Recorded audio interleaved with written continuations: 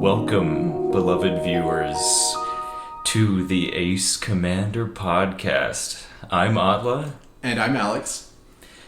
And today we're going to be talking a little bit about Maslow's hierarchy of needs. Right. So, we talk a little bit on this podcast about some very basic things, basic activities that you need to pay attention to in order to be as well as you possibly can be. Yeah. I think that the Maslow's hierarchy of needs does a really good job of encompassing the basic competencies you need to have in order to reach your goals effectively and efficiently. Now, everyone has gone over the Maslow's hierarchy of needs. If you've been to high school and Right. you've taken a psychology course, you're going to know about Maslow's hierarchy of needs. Why do we think that it's actually important? Well, for the most part, we have kind of went through the hierarchy ourselves, whether it was subconscious or not. Right. Looking back, I can definitely tell that we have been through it, and it's made huge changes in our lives personally. I do think that the most noticeable periods of my life where I was in a very bad place was when I wasn't meeting one of these very basic needs. Yeah. Right? So why don't we just go ahead and hop right in? Oh yeah, for sure. So if you don't have a picture of the Maslow's hierarchy of needs right in front of you, we definitely do.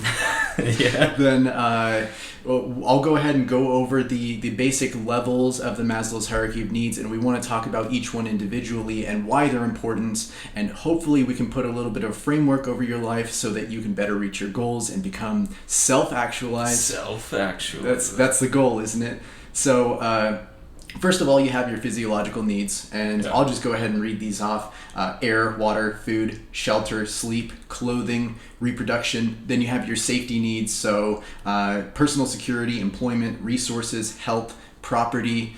This covers a whole lot of other things, which we'll go over in a bit. Yeah, and those two topics are your physical needs. Right, so... And then it goes into the psychological needs, which are...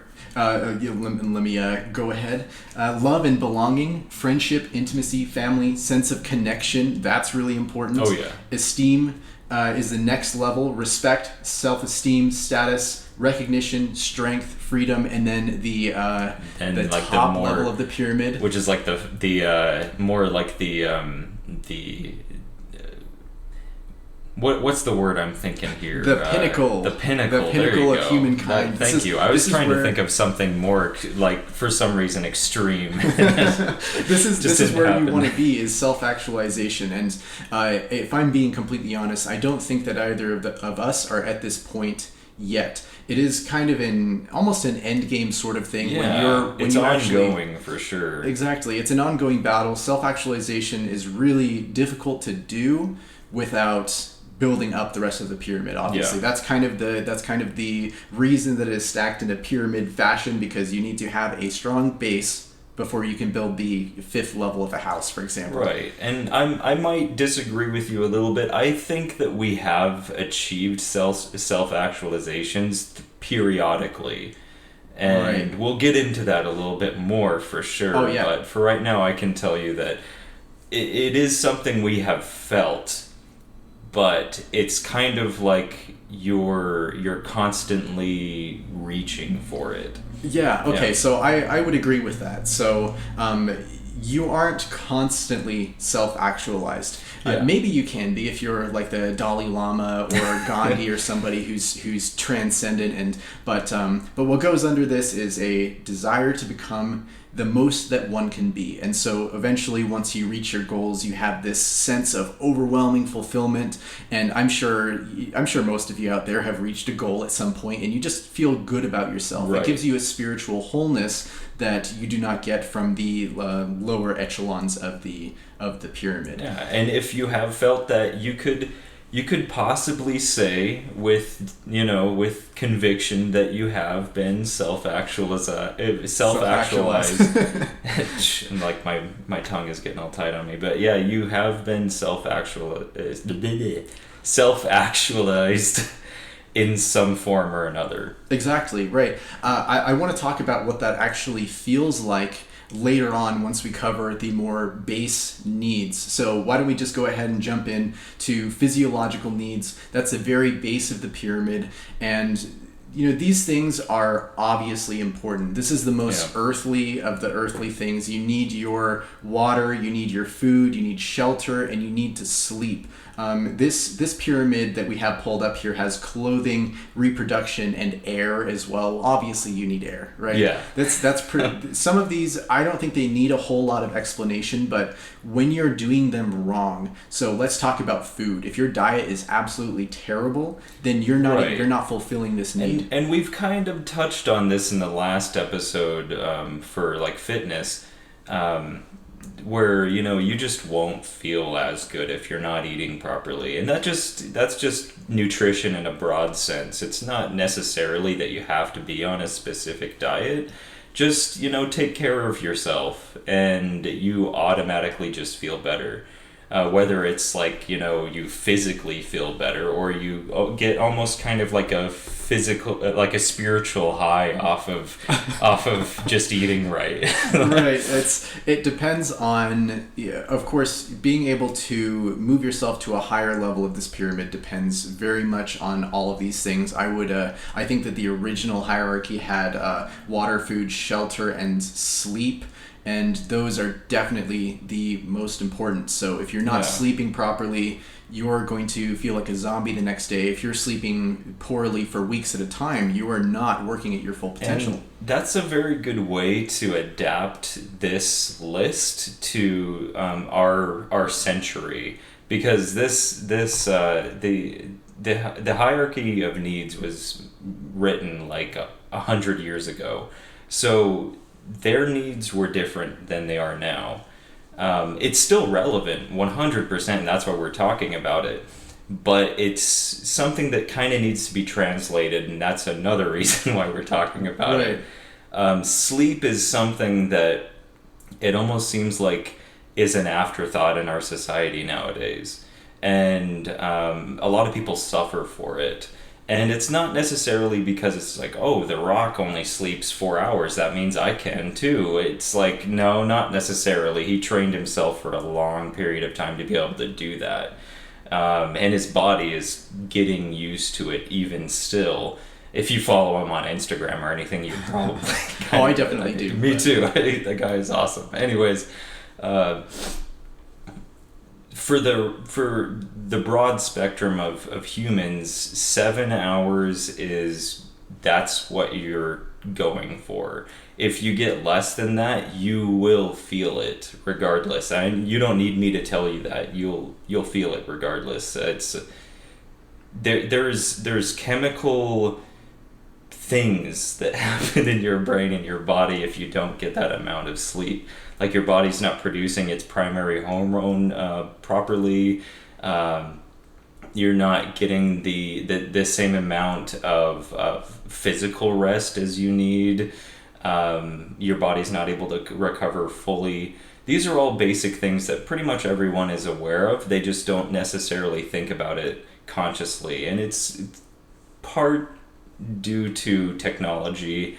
I'm not saying anything bad about technology. It's awesome. We use it like for everything, but you do have to keep a certain distance from it to, still meet your personal needs. Of course. One suggestion that I've seen for helping you sleep better is to stay off of any electronics, don't watch any television for about a half an hour before bed, because the blue light from your devices will actually keep you up because your brain thinks that you should be awake. That's the type of light that activates these centers in your brain that make you think you need to be awake. And then when you try and get some sleep after, let's say scrolling on Instagram right before bed, then you're not going to sleep as effectively, or you're not going to be able to get restful sleep for a short period before you can actually get into that deep sleep cycle, right? That's kind of all been there. It's kind of an issue. I've definitely been there.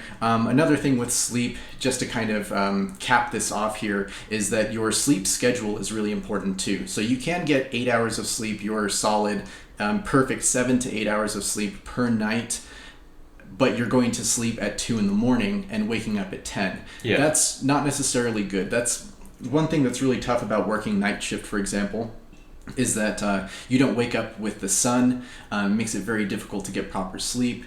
If you don't have a regular sleep cycle where you're, let's say, sleeping from 9 to 5, then you're going to be sleeping inconsistently too. So try, even on the weekends, to go to sleep and wake up at the same time as much as is possible. And something I'd like to add to that is that this is just personal experience. I never really believed growing up in the whole waking up super early thing. Just, makes you feel better and just makes your day feel longer kind of thing. I was just like, oh, well, it's going to be as long as it's going to be. Like, there's nothing that you can... But that's totally wrong. Like, your day feels so much longer if you wake up earlier. Absolutely. It's like you've become some kind of chronomancer or something.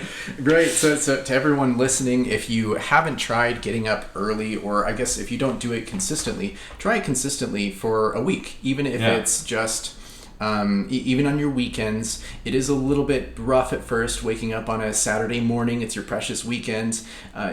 Nobody wants to be waking up at 5, 6, 7 in the morning, but just give it a go. And even if you're just sitting around, you make yourself breakfast, you watch some TV, or you go out for a walk, whatever you do in the mornings, you're going to feel awesome. And not to mention, on Sunday night when you need to go back to work on Monday, you're going to actually be able to get a proper amount of sleep on Sunday night before you work on Monday morning, right? Right. That's another big bonus. So consistent sleep schedule means that you're not tricking your brain, you're not pulling a fast one on yourself, you're sleeping as you should be. Right. So, I mean, we talked quite a bit about sleep. There are other important aspects of the base here. Yeah, I know that was definitely something important for this century, or at least very recently. What else do you think is something that we could touch on in physical needs for this century that's pretty important? Well, so I'll talk first about the ones that I don't think are ones we need to focus on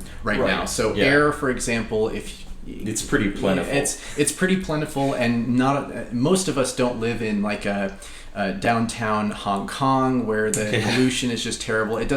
That's not how most of us live, and so you are getting clean air. You don't have to worry about this too much. Reproduction, that one we could touch on a little bit. We could touch on that a little bit later on one of the other ones. I think it probably is a little bit more important. Absolutely, right, and it kind of covers a biological need, so that's what makes you biologically successful, is if you're reproducing.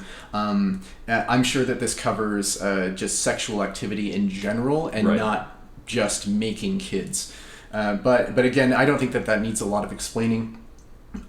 Shelter, most people have shelter. Most people, if you're listening on an electronic device of any sort, chances are you have probably have somewhere that you can live and you're not getting rained on in the middle of the night. I would be worried about you if you were homeless, or if you were living out in the wilderness like a bushman or something. Yeah, me too. Right, and everybody gets this, okay? You have shelter.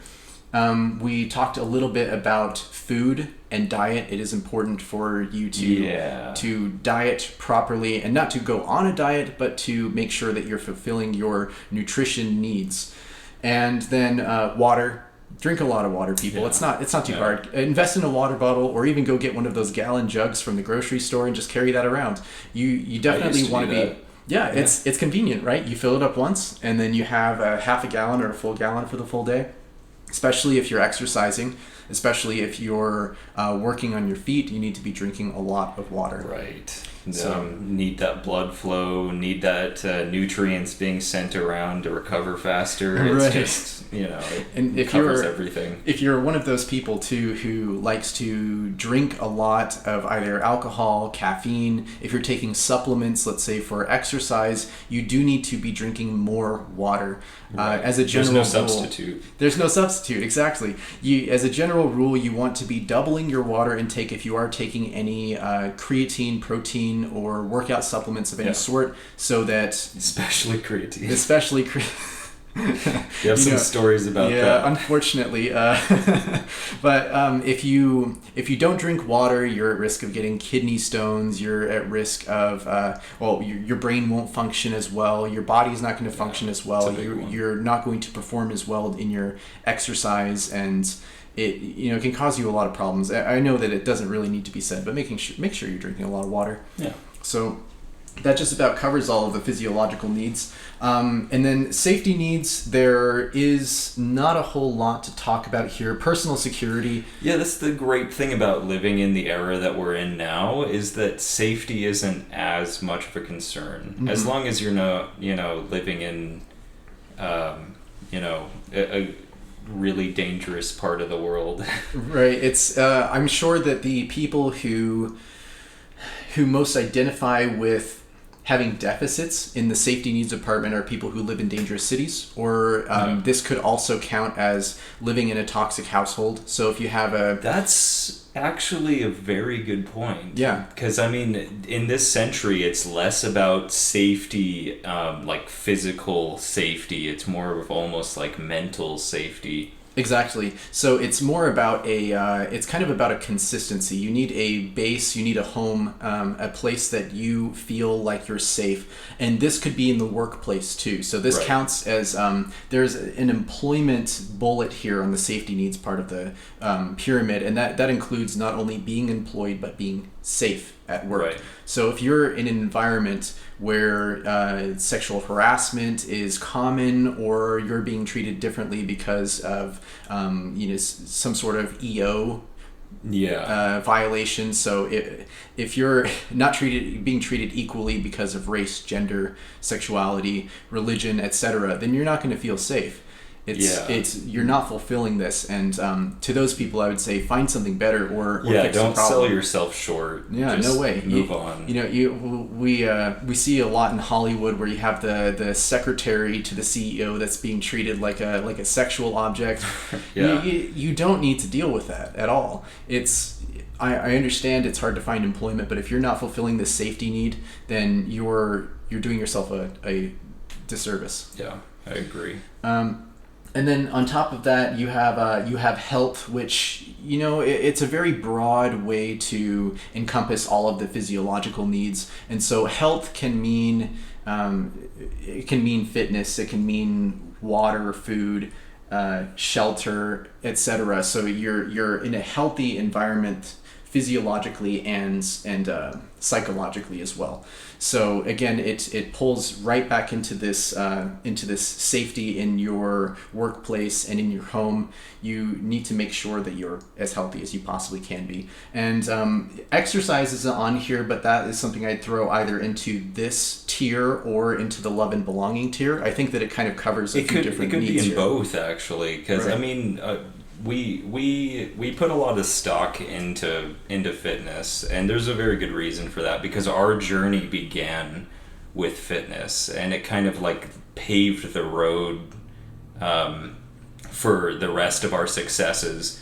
It just helped with us feeling more confident, not just with the people around us, but also feeling more confident in our own personal safety. Exactly. Like we kind of felt like no one would, or at least less people would want to mess with us. Not that we had that issue before, but it still can help with that if that is a concern for anyone kind of out there. The big seller for martial arts, and so if you were to practice a martial art, that would fall into the fulfillment of safety needs. And so if you feel like you can defend yourself, and you're going to get messed with less if you carry yourself a certain way. Yeah. And usually the people who carry themselves like they know that they can just mess you up, you understand, okay, I'm not going to mess with this guy, or this guy is a black belt in insert martial art name here, and you can kind of tell.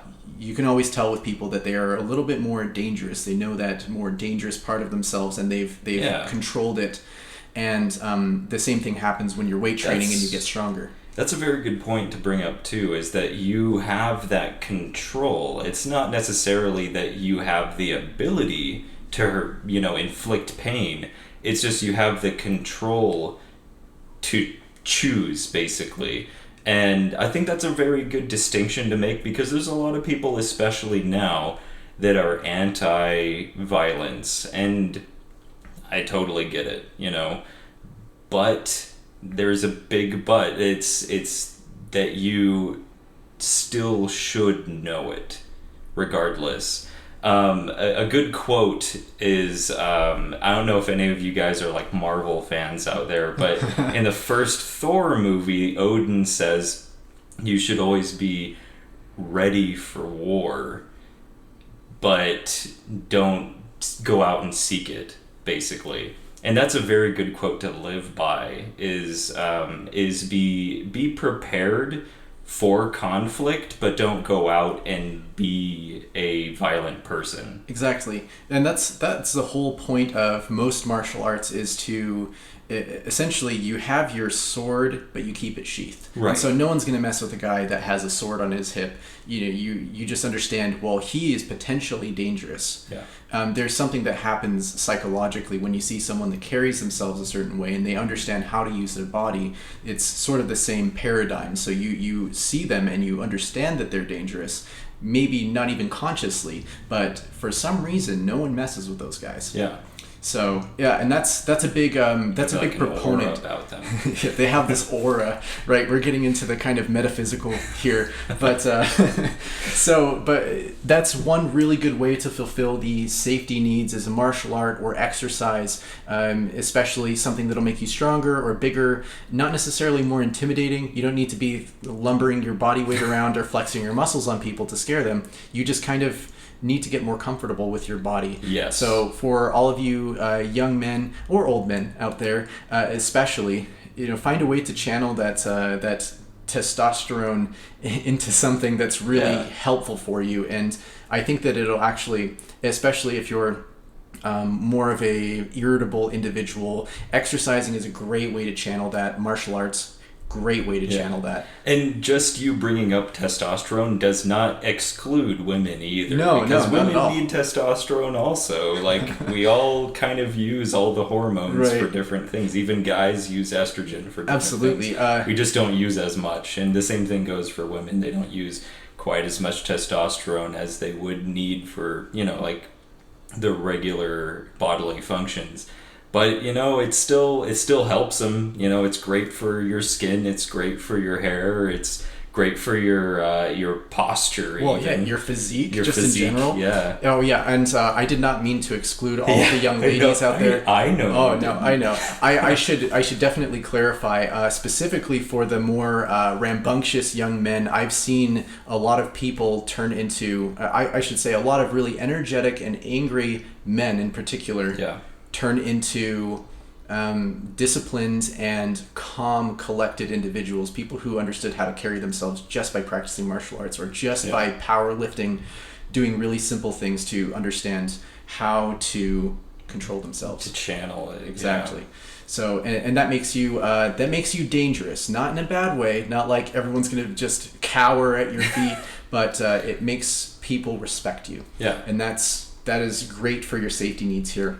It's a great way to wrap that up. For sure. Moving on. So, love and belonging. Okay, so now I already feel a little bit like this is a tough topic to talk about amongst two guys because it's kind of a taboo to talk about your feelings these days. Yeah, for right? sure. So that's one reason that I think that a lot of teenage boys especially get really attached to girls because they can talk about their feelings and since they've confided that, they have that love and understanding, they get this teenage boy's feelings, and so he gets overly attached sometimes. That happens so much.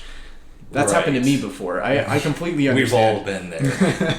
And it's important to have someone of the same gender as you to confide in. And there's nothing, you know, there's nothing to be ashamed of with that. It's the reason why it's important to have someone, not necessarily of the same gender, but someone that you're not sexually attracted to talk to.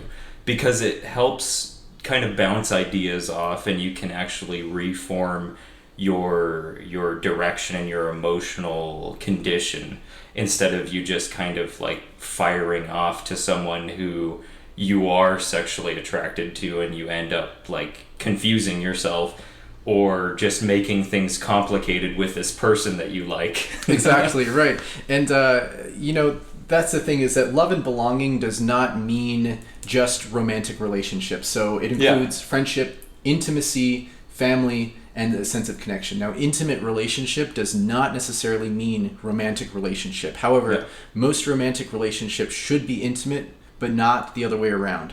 So if you have an intimate relationship with somebody who's just a friend, that just means that you confide in them about your feelings. And you can do that with other guys if you feel the need to say no homo afterwards, and that's totally cool. Do what you need to do.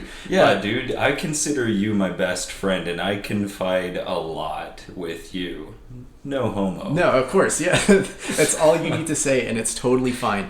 And it sounds really lame when you just say communicating your feelings, but let's say that you're going through a really rough breakup. Who's there for you?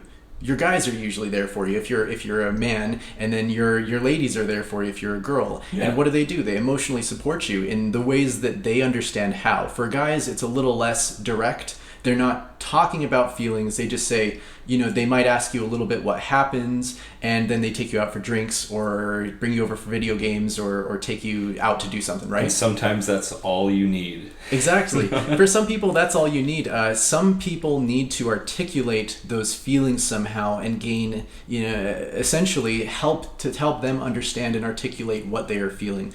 So, as a teenager, I could have talked to my mom about emotional stuff because I think I could confide in her about these emotional things. I'm not going to talk to any dude about this stuff. I'm not going to talk to any of my guy friends because there's kind of a taboo about that. I'm not going to go to my male friend and say, oh man, this breakup really hurt my feelings. My heart is broken. Yeah. Well, you just... I understand. There's a bit of a cultural taboo around that. It's hard to communicate, but try opening up to your dudes a little bit, and you can make it sound cooler than it actually is if you want.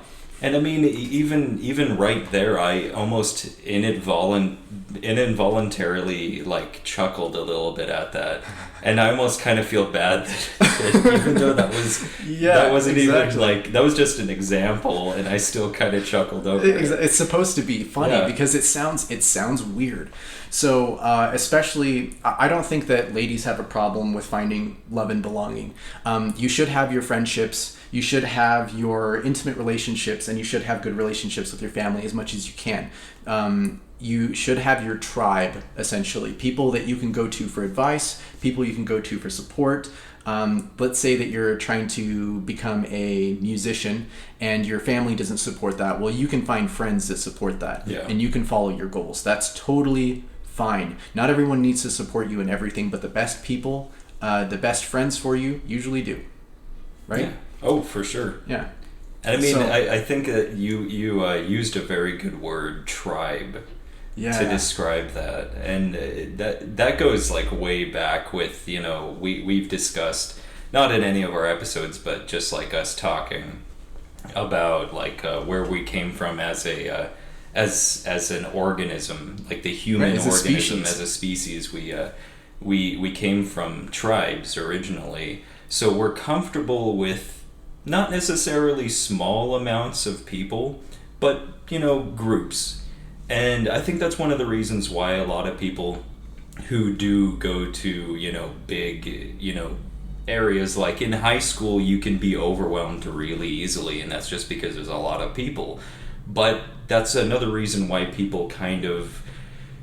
They create cliques. They kind of drift towards these separate groups, and it's because we almost subconsciously carry that almost pre-evolution mindset, which is very like archaic, but we still have it. It's that tribe, and that's very important, in my opinion, psychologically speaking, to have that tribe. And it doesn't necessarily have to be your immediate family, but you should nonetheless still have one, just to be able to collect and to re-energize your not just your emotional being and your emotional state, but also the way you interact with other people is very important. Of course. And it was important for our ancestors as well. I mean, if you were if you were like an odd fellow, then you'd be like, exorcised from the tribe, which was basically death back then. But the cool thing is that we have a lot of weirdos now too. So you can still have a tribe of odd fellows, as you put it. But so to articulate this in a really clear manner, you find people that are similar to you in a way that you identify with. So if you are somebody who, let's say you had the video game nerds at school, and those are the people that you hung out with because you could talk about video games, you go over to their house and play video games, and if anything new came out, then they'd let you know about it. So you'd have your channel of people who have similar interests. The way that this translates to adulthood, if you feel lonely as an adult, if you feel like you have a hard time making friends, find a group that practices a similar interest. So if there is let's say you want to hang out and play Dungeons and Dragons just like you did in high school. Well, find a group of people to do that with. So now, how do you actually do that? That's where it gets a little bit tricky, but that's the goal, is to find a group of people that you can do this thing with, that you have identified with since you were in high school or since you were a kid, and that will fulfill your social needs, even if you're only doing a D&D session once every couple of weeks or once a month. It'll still help you feel like you're a part of something, and as many somethings that you can become a part of, the better. Yeah. That's very important, especially if you're young. If anyone who's listening to us now is like a younger person, it's very important to try a bunch of different things. Like, your teenage years and your early 20s, that's the time where you just need to try everything just to see what you like and what you really want to get into, what really fulfills you. And because of the advent of the internet, you have more options, which is great, but the only downside of that is that there's less connection physically with people. Right. And to physically sit down and talk to people is, if you don't already know this, which is possible, to physically sit down and talk to someone is so much more rewarding than just talking to someone online or texting them or even calling someone, coming from experience. And that's more of a biological thing, what we were talking about before with the tribe and everything like that. There's a lot about our brains and about our upbringing, as a species, that hasn't really changed much over the last, 10,000 years or so. So don't rush it. Right. Technology is great and awesome, but still try to have that physical connection with people, because you'll be a lot more fulfilled, you'll feel a lot better, and things will just make more sense on top of that. I kind of want to add on to that a little bit. So when you're trying new activities, you really have to listen to yourself. Yeah. And again, we're getting back into the feelings, saying, okay, don't give me a hard time, but no, it's cool. But whatever activity keeps coming up in your life. So if you, for example, you've tried 10 different things, I'm not going to list a bunch, but piano, guitar, finger painting, and dancing, and piano keeps coming up multiple times. You keep thinking, I want to play piano. Maybe that's your thing. Yeah. Maybe that's something that you should get into more and actually practice. I think that this brings us really well into the next level here, which is esteem. Nice segue. We were really excited to talk about this because the esteem, the more that we looked into it, the more there was to unpack. And so compared to the physiological needs, which is your water, food, and shelter, that's super straightforward. But now that we're getting into the more complicated stuff, we have all kinds of tangents and things we can add on to this to really wrap it up in a nice, pretty little package. For sure. So anyway, to kind of wrap up this last level here, love and belonging, find a group of people that you can spend time doing a mutual task with. That's the easiest way to make friends, because you already have something in common. You have something to talk about. Have you ever gone on an awkward date where you have nothing in common with somebody? Oh, yeah. Very difficult. You have to listen to them talk about something that you're completely not interested in. Let's say finger painting. I hate finger painting. I don't like getting paint on my fingers, okay? But it's, this girl's a professional finger painter. I'm interested to the point where I've never heard of a professional finger painter. So that's fascinating for about 5 minutes. Right. And then I just want to die. So find people that you have similar interests with. If it's a video game, if it's D&D, if it's piano playing. I don't know how you'd have a piano club, but it's possible, right? I really liked hockey, so I really got into that. Yeah, you could have a talkie club or like an anime club. Seriously, almost anything you can think of. That's I think this is why you have all of these high school, college clubs dedicated to a particular activity, so you don't want to blow your brains out. Yeah, most of it is sports. Like I said, hockey was a thing for me. It's mostly just because I have a lot of ancestors and stuff from like Canada, I guess. Oh, and nice. I'm predisposed genetically to like it. And not to get too off topic here, I thought you said Pocky, the little chocolate covered sticks. Well, I do like those too, but I don't know if there's any clubs for that. I bet someone could start one out there. Definitely. Sure, there Pocky already lovers, is. Pocky lovers elite, Pocky lovers group. I don't know. Anyway, so this next level we have Esteem. And so now I don't even know where to begin with this, to be honest. So I'll list off these subcategories of Esteem, which is the second highest level on the pyramid. We're almost there. Respect, self-esteem, status, recognition, strength, and freedom.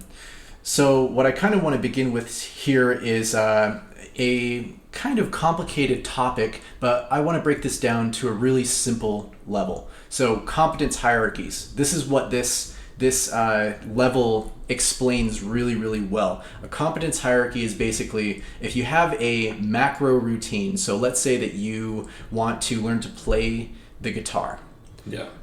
You need to learn to do a bunch of other very small basic things before you can successfully play the guitar, right? So if you don't know where to put your hands, if you don't know where to put your fingers when you're picking a guitar, if you don't know how to pick the strings properly or how to press down on the frets so that they actually make noise, then you don't understand the micro routines that are required to play guitar.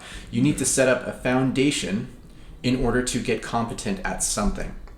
I like that. I like that example. That's good. Right. It's pretty. I think it's pretty straightforward. And so the micro routines are all the small things that you need to be doing in order to complete a higher activity. Esteem is succeeding in these activities. So you feel good when you play guitar for an hour. Maybe you made a new song or something, but in order to make a song in the first place, you need to understand the much smaller facets of how this instrument works, whether you're tuned properly, etc., etc. So, to make this more applicable to real life, name any goal. If you want to become, let's say you want to become a rock star. Yeah, which was a very real thing for me at one point. Exactly. Yeah. So what do you need to do to be a rock star? Well, okay, so one thing that I did when I was younger, I thought, okay, this was my goal. I wanted to be a rock star.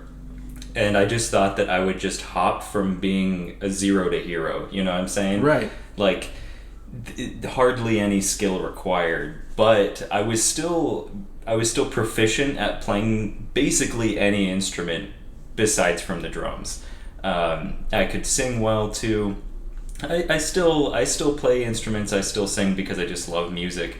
But I understand that there's a lot more to it than that now. And I wish that someone told me this when I was younger, or because I wouldn't have spent so much time just kind of, thinking I was so awesome and instead worked towards things that I could do to make this goal happen. And this is kind of like what you were talking about before, getting really good with all these micro tasks to be more focused at your goal. I was kind of like the jack of all trades back then. I was good at, playing a bunch of instruments, which is great. But besides from that, I was just good at a lot of other things that had nothing to do with being a rock star. It was just, things that I, thought was kind of cool and whatever. It wasn't even things that I really enjoyed. It was just, this will impress people. Like, who cares?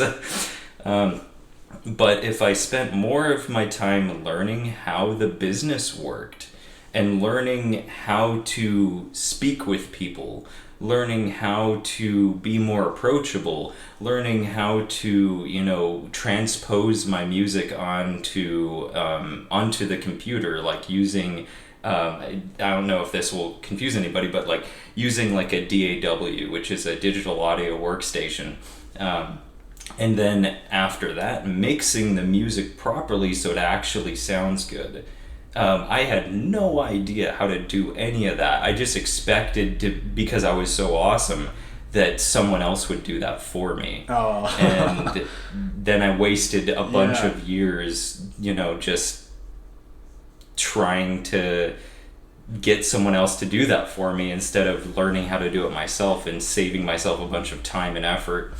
Now I know how to do all that stuff, but it's kind of like my goals have changed now. I still love music and I still want to put my music out there, but less of being the whole rock star thing and more focused on just being a good music creator. Being a good artist is more of like one of my big goals right now. Right.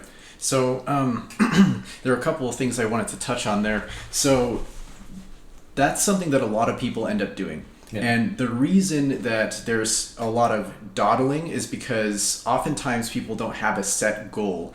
And sometimes you do have a goal and it's not consistent with what you actually want to do. So it's not well defined. Yeah. So one big recommendation for making sure that you fill out this esteem category really well on the Maslow's hierarchy of needs is set an articulate goal and something that is very specific. So if you really, really want to be a rock star, well, figure out everything you need to do first. You can't just screw around on the guitar. Right. And I mean, not to rip on the younger version of yourself. Go ahead, he deserves it. But so if you want to be a rock star, for example, you can't just doodle on the guitar. You're going to get better at playing guitar the more you practice, sure. But what else could you have done in order to get good at playing guitar? Maybe you could get better at sweep picking or some of these other electric guitar techniques in order to become a better guitar player. Learn your chords, learn chord positions on the neck. There's all kinds of stuff you can do to build up your knowledge. And then there's so much more that goes into being a good rock star than just being able to play guitar well. You could be a god of guitar, but you can't talk to anybody, right? No social skills. And where are you going to get then? Unless someone else does the work for you. If you're doing things yourself, which most people out there, if you have a defined goal, you are doing most of the work yourself. Especially today, in this society, this is very important because, like 30, 40 years ago, it was the way that I had in my mind when I was younger. It was like, if you're just really good at your craft or whatever, then someone would just find you and you would, kind of go from there. But nowadays you kind of have to do everything by yourself. And don't let that get you down, though. That gives you a lot more control over your artistic vision. Absolutely. If your goal is an artistic vision. I mean, these same principles could be applied to literally anything. Like you could be like a bodybuilder, and if you really wanted to be like in the big competitions, then you just have to learn how to do all these little things and then build up from there. If you wanted to be like an engineer, you just have to do like all these little things and then just make something really cool. So and then like because of the advent of the internet, you could just post everything that you've done, and you'd be surprised how many people are interested in what you do, especially if you do it well. Exactly. The way that this whole thing kind of ties in, and I want to give a couple more examples, I want to make sure I cover all of our bases here and that this is communicated really, really well. But basically, your position in any given dominance hierarchy is going to increase your esteem, and that just means it's going to make you more confident. So if you get really good at a video game even, you're going to be really confident when you're talking about this video game because you know everything backwards and front. You know exactly what you need to do. You even have a ranking that tells you how much better you are than everyone else. You're talking from experience now, aren't you? So, go ahead and tell. Here's an example. So I'm going to break this down just to a really to explain a video game. And so the League of Legends, for example, a ranked game is a macro routine. And so it's a collection of a bunch of tiny little things that you need to do in order to have a higher chance of winning the game, right? So you need to know how to farm gold properly. You need to know where to be and when. You need to know how to position yourself. You need to know what characters you're good at playing. You need to know what positions those characters play, what builds you need. And so it's a bunch of little tiny things that you need to study in order to be good at the whole macro routine. A bunch of little micro routines that you need to get good at and practice in order to maximize your level of play. I did a lot of studying about League of Legends, and a lot of the times it was just watching video game streams, but I'd watch what these people are doing and these little tricks that they do with the characters, and I got to the point where I was ranked in the 99th percentile for this video game. And it was just from doing some studying and some practicing, because it's kind of like a monkey see, monkey do sort of concept. But that's one thing I'd recommend to anyone that's trying to get to a competent level in any hierarchy, is to look at what the best people are doing and then do that, emulate it, right? And that's another really good thing to bring up in this era as well, is that like all information that you want to know is at your fingertips. So just look it up. And I tell people this all the time, that they seem like their goals are a little bit malinformed. They just don't really have a good direction. Their goals aren't very well defined. I just say like, hey, look it up.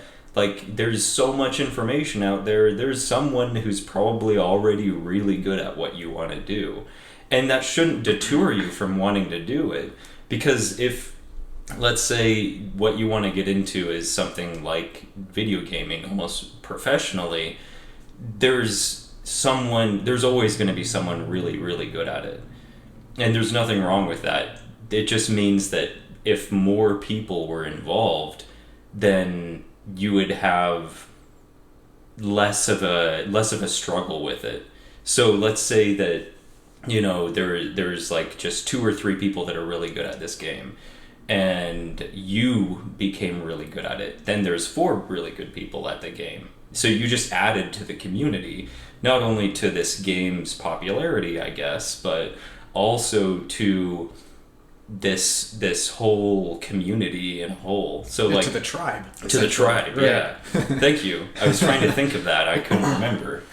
So, and then one thing I want to add to this too is, so why do you want to be competent at things? It's almost a really dumb question, but one... Yeah, I mean, I think a lot of people probably do ask it, though.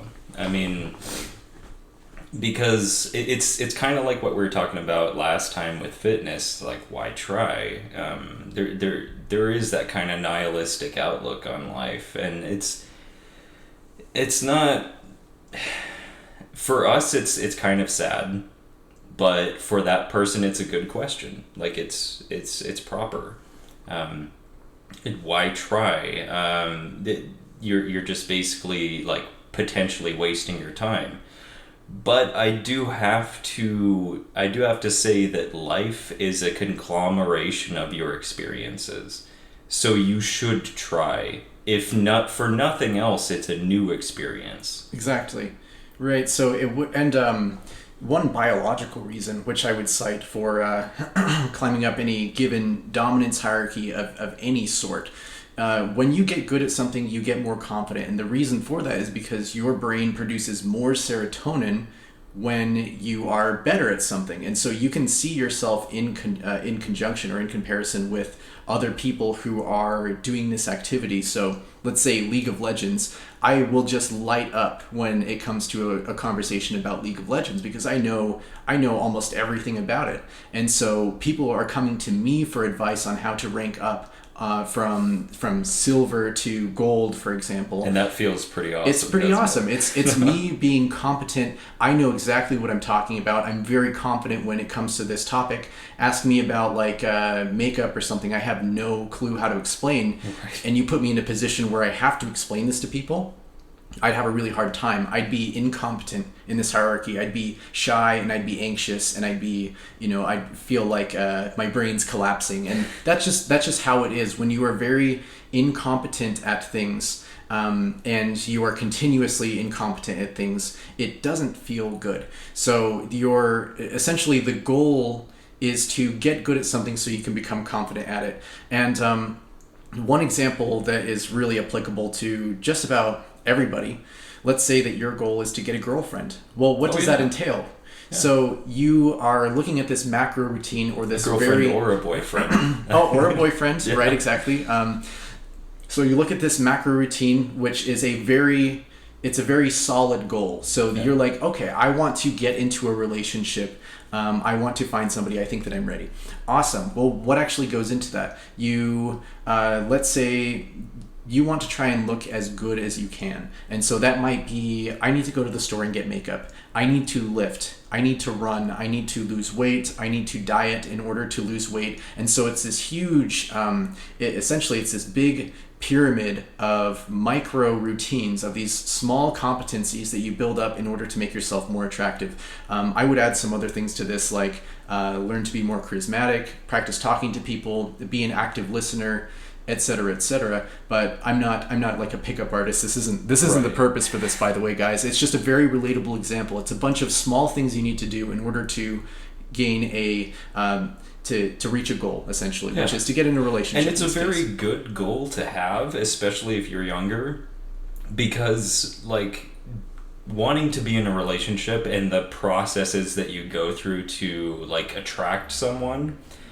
you can take those same things into everything else. Exactly. Like if you want to get into fitness, if you want to be more charismatic, if you want to be like self-actualized, which is a kind of part of charisma, people that are self-actualized, you can usually tell, or at least people that have tasted self-actualization, you can tell that they're reaching for it again. Exactly. And you're just like, that person's driven. Well, there's something about somebody that is driven and has goals that is very attractive, and it's not in a romantic way necessarily, but I think that you become more attractive if you have set goals of some sort. So I'm going to be doing this, and I need to do all of these tiny little things first to prepare myself for that. So again, this all goes into self-esteem. It goes into your confidence. All of these small things that you can do in order to become competent at as many things as possible. So to kind of summarize this level here, try new things when you're younger. Find the things that you are kind of good at, figure out how to get really good at this thing and focus on that. And then if you want to expand, let's say that you're a piano player and you want to be a one-man band sort of thing. Okay, well, you can take some of the same competencies, these micro routines that you use for piano, like chord structure, music theory, all of your songwriting that you've done, and you can take that into another instrument. I want to learn how to play guitar, and I want to learn how to play drums. And so they build off of each other, and that's kind of what you want to do, is you have a realm of competency rather than just a single hierarchy or a single activity. And so it helps you build up into something greater. So if you play 5 instruments now, then you can be a full-fledged musician, and you need to learn to use like FL Studio, for example, in order to record everything. And so you put that all together and you become a musician.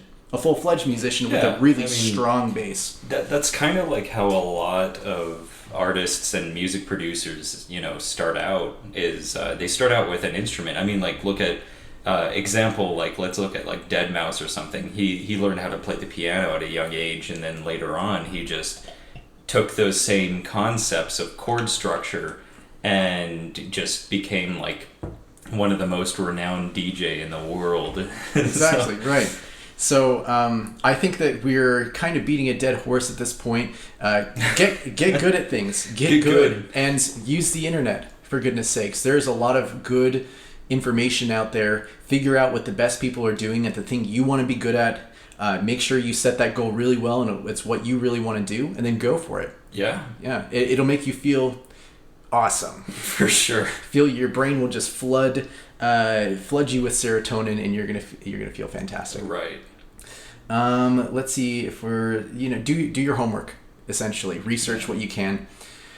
And so the last level we've got here is our self-actualization. This is the desired outcome for the Maslow's hierarchy of needs. So if you've got everything else covered, you're setting your goals. Self-actualization essentially is reaching those goals, and so that's when you're fulfilling this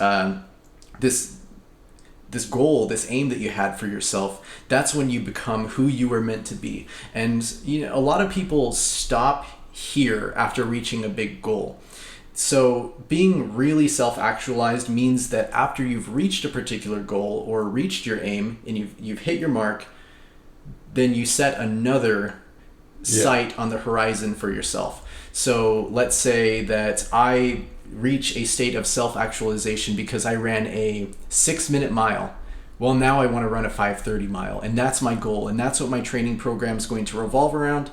That's what I need to do at this point. So make sure you keep up with your goal setting. That's, again, I've said that word a million times, but it's very important. Super important. Yeah, I'm trying to just beat it in because it's extremely important. If you don't have an aim for all of your energy, you're going to just dawdle. You're going to live a pointless life. Kind of complacence is the enemy when it comes to life in general. Like I was saying before, experience is kind of the goal. Like going out and just experiencing a bunch of things is kind of like what your life is comprised of.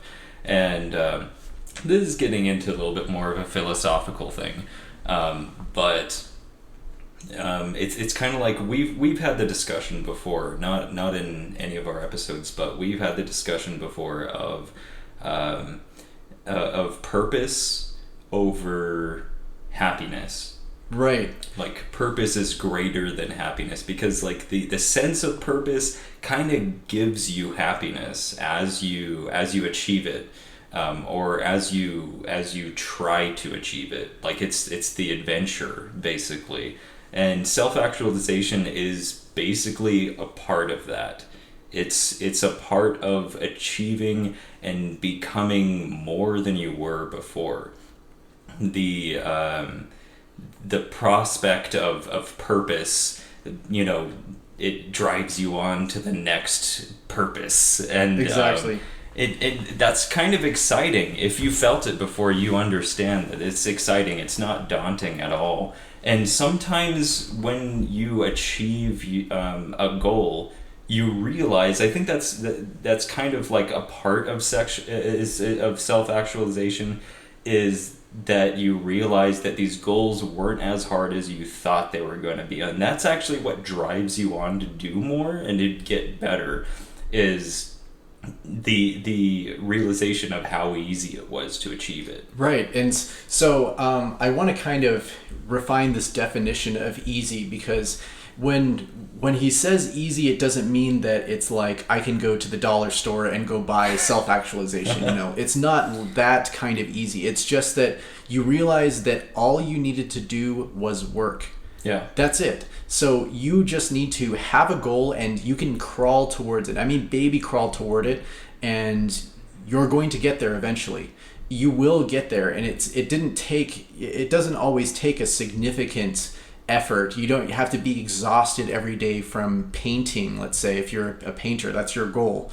I want to be a great painter, and that you're fulfilled or self-actualized after making your magnum opus, your most beautiful painting ever. Well, that's awesome. You've gotten there after all of this work, and that's where the fulfillment comes in. So fulfillment over happiness, that's what it brings you, is a truly fulfilled life.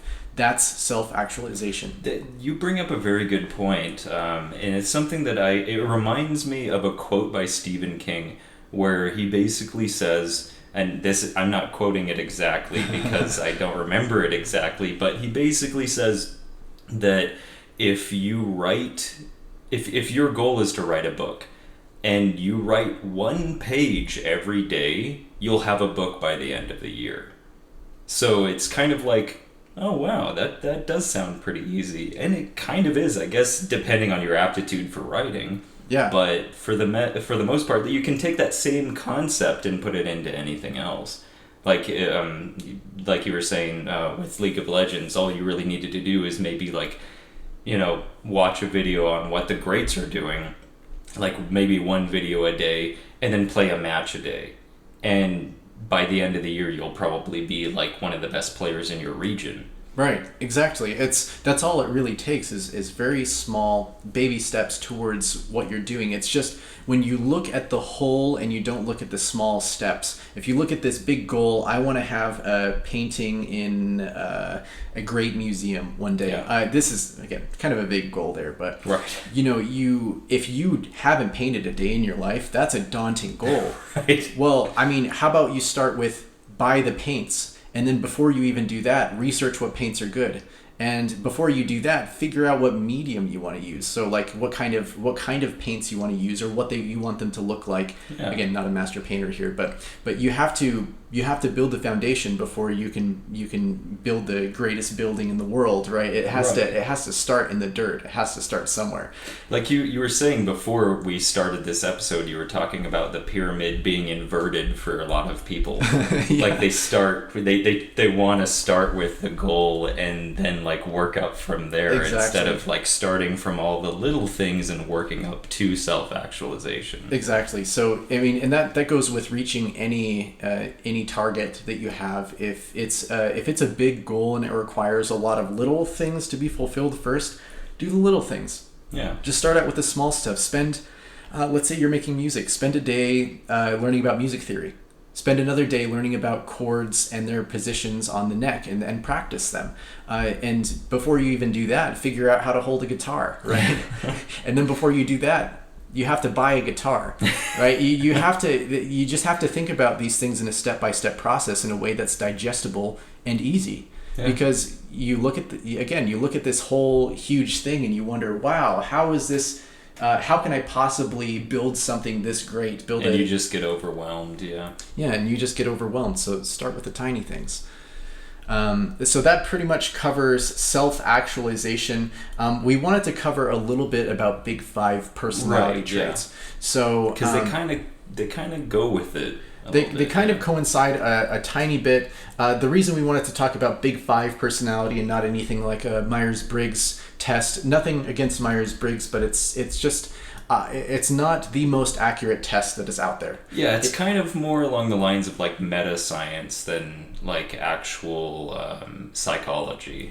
Right, and but I do think that if you take this sort of test, and this could be said even about like horoscopes, and you can still, if you can get a nugget of truth out of some of these meta science things or pseudoscience in the case of horoscopes, if you get something out of that, then that's really where the value comes in. So if you look at your horoscope, I'm an Aquarius, okay, and so I'm stubborn and I'm disagreeable and all this other stuff, and I look at it like, yeah, maybe I am, and so it gives me something to work on. Sure, it's a little bit of insight. Yeah. Exactly, it gives you a little bit of insight from a some sort of perspective, I guess. Just so anyone out there knows, we don't condone like horoscopes or anything. We're just using that as an example. Yes, of course.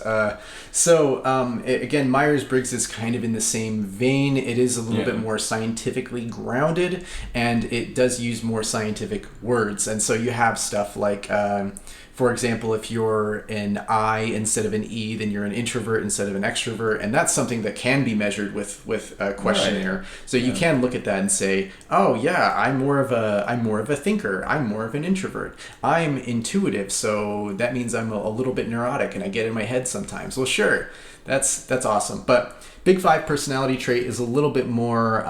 It's a little bit more accurate in our experience, and a lot of big names have advocated this test in particular. So if you want to know what you can work on to make yourself a more well-balanced individual, for example, if you're super introverted and you get in your head all day, then hey, I need to get out there. I need to meet more people. I need to get new perspectives, so I'm not sitting in my room in the dark thinking all night. You're not quite as neurotic. Exactly. Yeah. So the Big Five personality traits, I'll just list them off really quickly here. So openness.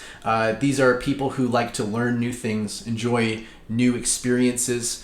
These are often also people who are emotionally open, so they'll talk about their feelings, and maybe they don't think about the consequences of discussing their feelings. But people who are high in openness also tend to be a little bit more liberal too.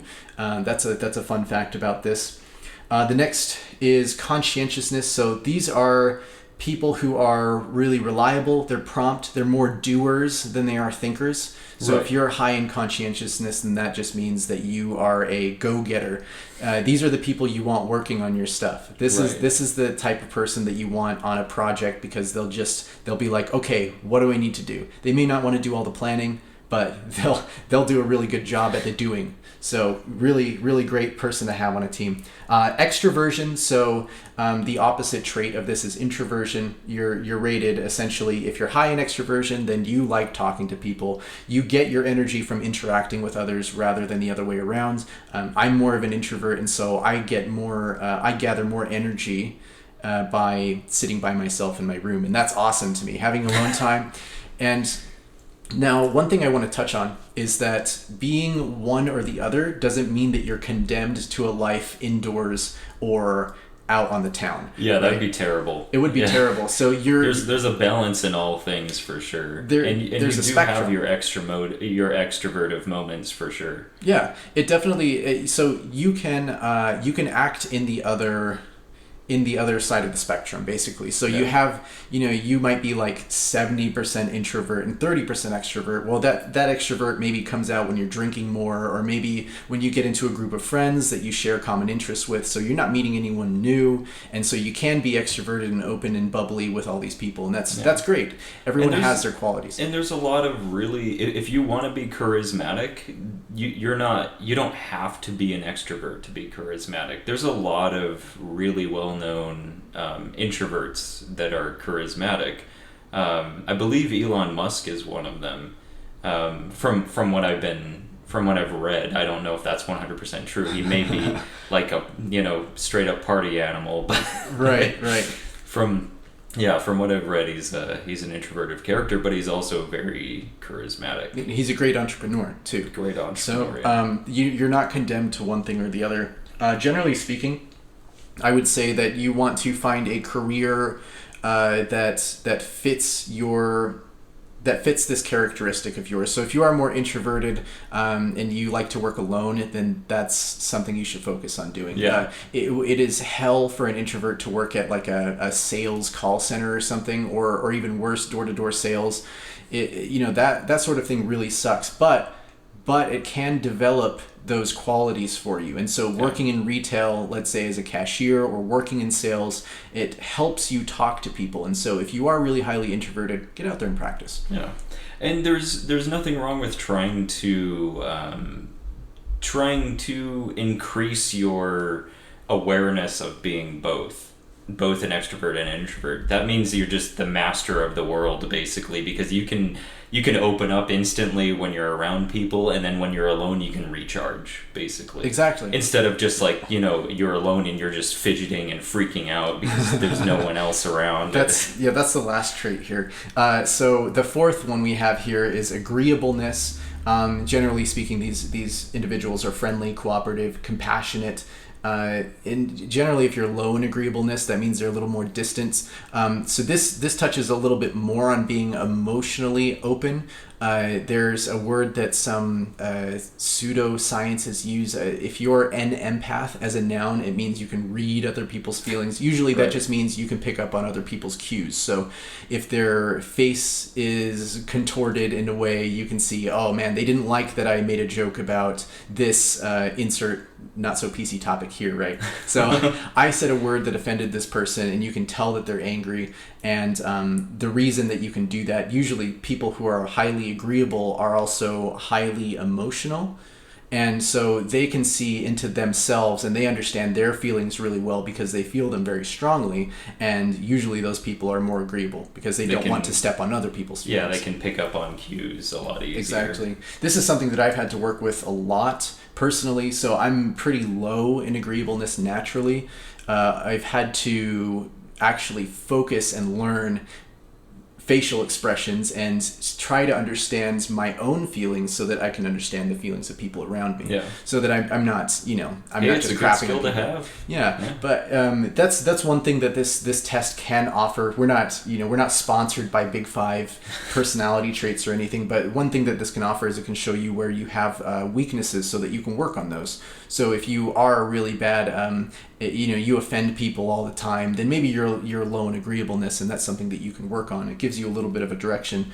The last trait here, which is it's the only negative one on this list. It's neuroticism. So neuroticism is it's basically a measure of your emotional stability. So it relates to your degree that you feel negative emotions. So essentially, if you're high in neuroticism, you're often emotionally unstable. Sometimes you're anxious, sometimes you're depressed. Essentially, people who are highly neurotic also get into their heads a lot. Yeah.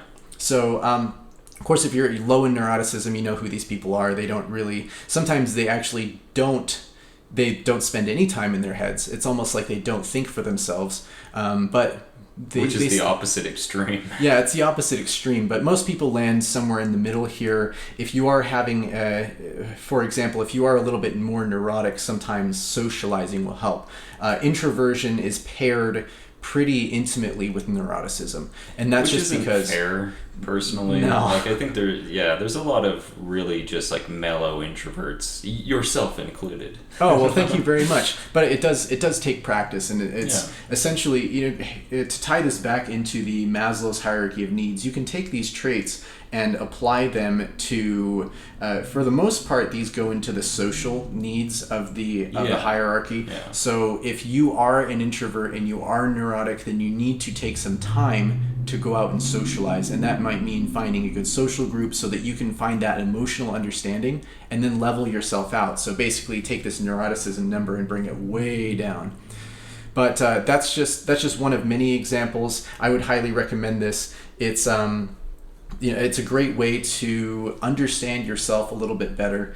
And to kind of wrap it all up, Maslow's hierarchy of needs, Big Five personality test. These are some things that you can look at to pinpoint things that you should focus on in your life, to put conscious attention into. Oh yeah, and it helps a lot. Once you understand does. yourself, then the world's your oyster. Absolutely. Yeah, so it's in order to be the best person you can be, to level yourself out and to make yourself regular, to make yourself efficient in reaching your goals.